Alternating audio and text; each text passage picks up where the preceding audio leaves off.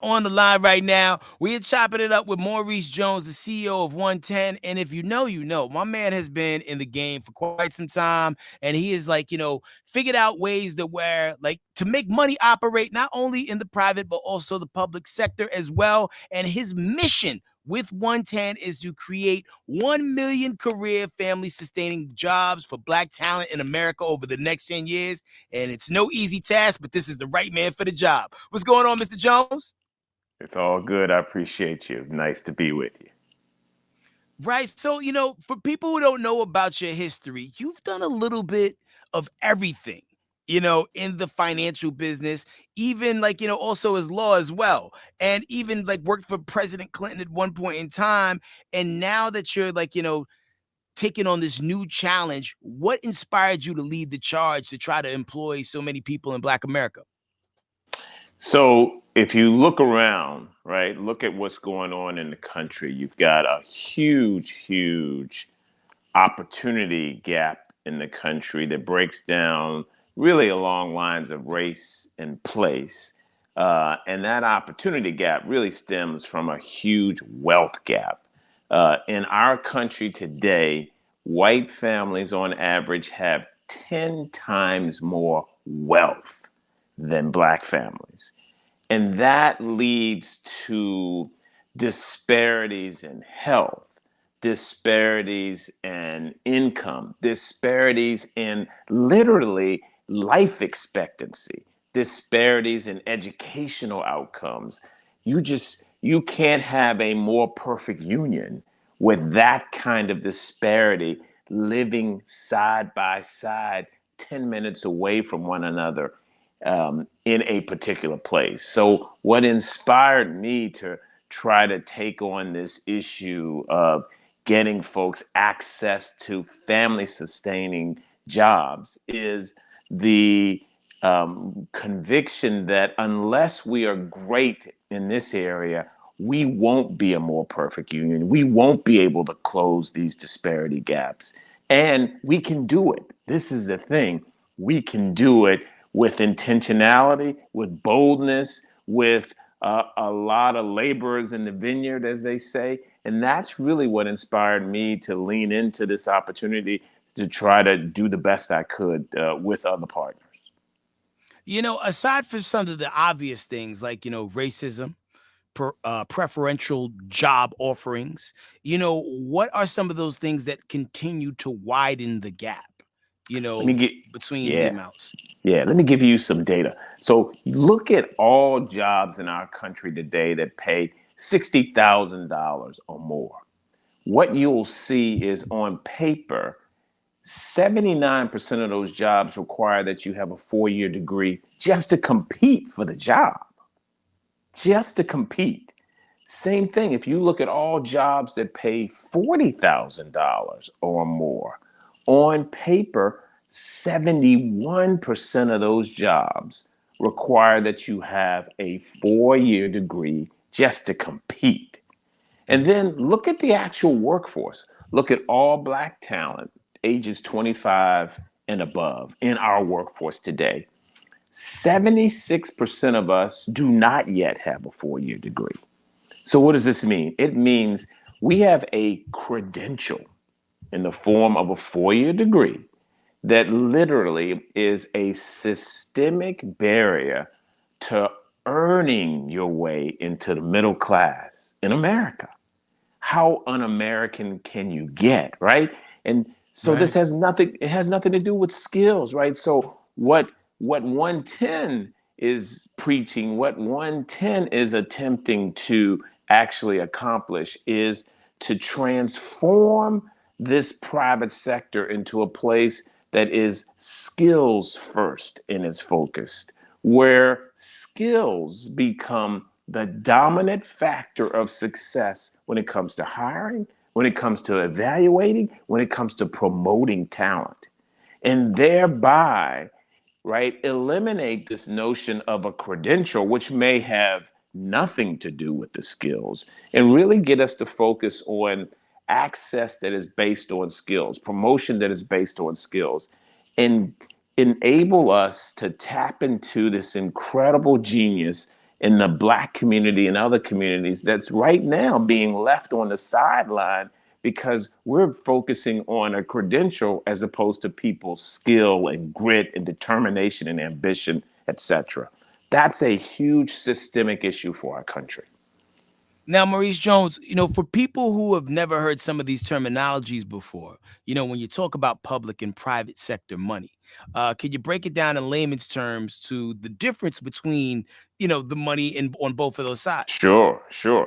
So when I'm talking about the private sector, right, I'm talking about our big uh, companies that we all know, brand names, right, from Walmart to Merck to uh, the Cleveland Clinic to Bank of America to Cisco to IBM, right? That's the private sector piece that I'm talking about. When I'm talking about the public sector, I'm largely talking about government, right? I'm talking about local government, talking about state government, I'm talking about the federal government. And here, what I'm suggesting is you have a credential in that private sector amongst these big employers, these brand names that we know that is literally keeping Black talent from competing successfully for jobs. This is a credential requirement that doesn't require an act of Congress to change. This is a requirement that our companies have within their control, that they can moderate, remove, change on their own without any need for the public sector, for government to be involved. See, hopefully y'all, wrote that down, comprehended it, and understood it. And as we get ready to enter a graduation season for many, some people getting ready to choose whether or not they're going to go to college or not. What is the best way for people to prepare and weaponize themselves to have the best, advantages when they're getting ready to go out into the workforce so they can compete against the people who have, maybe done a lot more schooling than they have, or maybe are getting preferential treatment because of nepotism and things like that? Yeah, it's a great question. So the first thing I want all talent to understand is there are multiple pathways to being able to earn a living that will enable you to sustain a family. One way may be, right, a traditional 4-year college, right? And you pursue a degree in accounting or you pursue a degree in business or what have you. That's one way. It's a viable way. The question is it the way that is the best way for you? Does it fit with where you are in your life and all the responsibilities and obligations you have and what your muscles are? There are other ways, though, and this is what I want talent to understand. There are apprenticeship opportunities where you can literally go to work for a company that will pay you to be an employee while you're also getting a credential. And you might be getting that credential from a community college or some other institution of higher learning. And it could be in coding or it could be in nursing or some other great opportunity.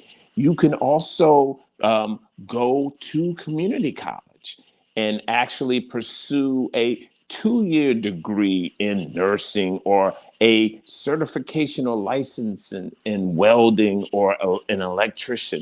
You can also, there are boot camps, we call it, where you can go and you can spend 8 weeks and you can get prepared to go into a company and work. The key for folks is understand all of your options. Try to get a sense of the skills that you want to build that are relevant to the job that you want to pursue, and look at all the options you have. Don't just think there's one option, and if I don't do this, it's the gold standard, and if I don't do this standard, I can't go anywhere. That's not true at all. There are multiple options. Do your homework, and then on top of all of that, there are some competencies that are needed for every job. You need to be a great teammate. You need to be one who wants to work hard to solve problems. You need to work on your communication skills. You need to read as much as you can read, right? And you need to show people that you will hustle. This is the morning hustle. Hustle is the name of the game.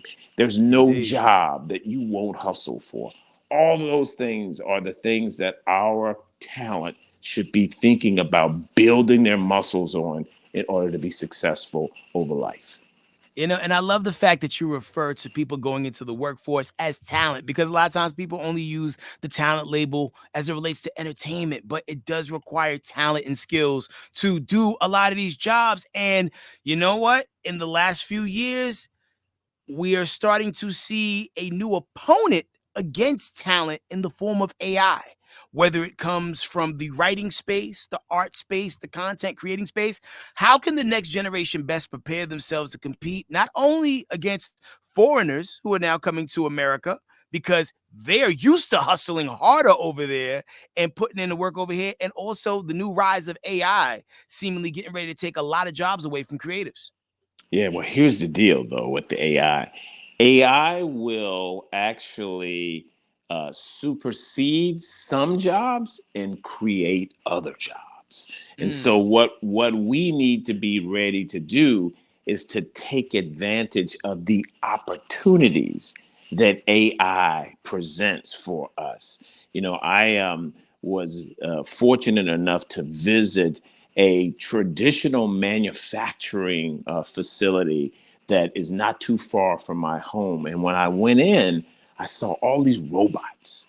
But what I also saw were people who had to keep the robots operating, who had to understand and analyze the data coming from the robots, produced by the robots, who also had to work alongside the robots. I saw as many jobs post the introduction of those robots as before they were just different jobs. And so, mhm. what our folks have to realize is what this is about is being versatile, being ready for the next chapter, not thinking that, look, I'm going to go to school, I'm going to get this degree, and then I'm going to work. No, you have to always be thinking about what's the new skill?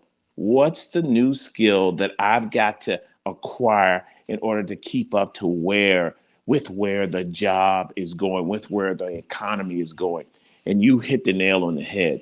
AI is a huge new feature that's going to permeate everything we do, which means we need to be ready for the opportunities that AI present. And we Yeah. can be, as long as we are aggressive, as long as we are willing to take risk, and as long as we, stay, stay present in the moment and understand what's happening around us. And everybody out there listening, I always, suggest you keep somebody young around you to keep you hip on the latest trends, Mm. because it's more than just the TikTok dances. It's also the rise of new tech, because there's a lot of like older people in the workforce who know nothing about this AI stuff. And one day you may be blindsided, when the company has to downsize because we're gonna have this AI stuff do this stuff, and maybe like you were saying, you could be one of the ones running it, making sure everything is, operating smoothly, or, creating the codes to create some of this AI stuff. So that's real in the field. Now, also, too, Maurice Jones, you had the opportunity to work alongside President Clinton with his administration. And not often do you get to talk to people who, have been behind the walls and get to see how the hot dogs are made, right? What is the biggest eye opener that you had during working with the Clinton administration? That's interesting. I think for me, and I continue to get reminded of this, the key ingredient, no matter where you are, whether it's with the Clinton administration, oh, by the way, I worked in the Obama administration as well, Dope. or whether you're working in a large company, it's all about leadership, right? It's how well do the leaders set a bold ambition and how they get others to follow them. And then if you're a turkey like me, right, a guy who got a chance to be there, it's where can I make my contribution, right? Where can I make sure that I'm leaning into an opportunity to show folks, hey, I belong here. I can make a contribution. I'm on the team and I'm ready for that next chapter, whatever that is. That's whether you're working in the Clinton administration or you're working in some other small business anywhere. It's be ready and take your shot. Indeed. And you know, I'm hopefully you've never been asked this before, Mr. Jones, but like let's just say between Clinton and Obama, if one of them had to go out and work a real job, who is the better talent between the two? You know, that is definitely not what I'm going to answer. Here's what I would. Who's most likely to get fired if they had to work at McDonald's for a week between the two? Oh my goodness! What I would tell you is I would like to see both of them working at McDonald's. That would be a treat. Here's what I tell you about both of them. Both of them are incredible talents, incredibly inspiring. They're also folks who want to understand what people need and to try to respond to it. And their compassion for folks was something that every day you wanted to get up and emulate. And so I think both of them could handle a McDonald's for at least a week. I don't know about it beyond a week, but I think at least a week. Okay, they can hang in there.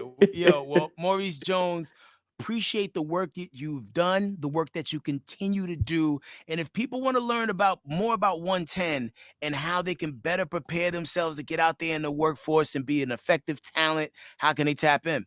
OneTen.org, my friend. I hope that everybody will go and look at OneTen.org. We need employers, we need talent development organizations, we need those organizations that can provide childcare and other talent supports. Um, this is a team sport, and we look forward to working with you. Indeed. Well, thank you so much for believing in the people, and thank you so much for tapping All in right. with us. One time for Mr. Maurice Jones and the Nice to be with you. 110.org. Go to the website, 110.org. Get empowered, get this information, become more talented than you already are. Appreciate you, brother. We are the morning hustle.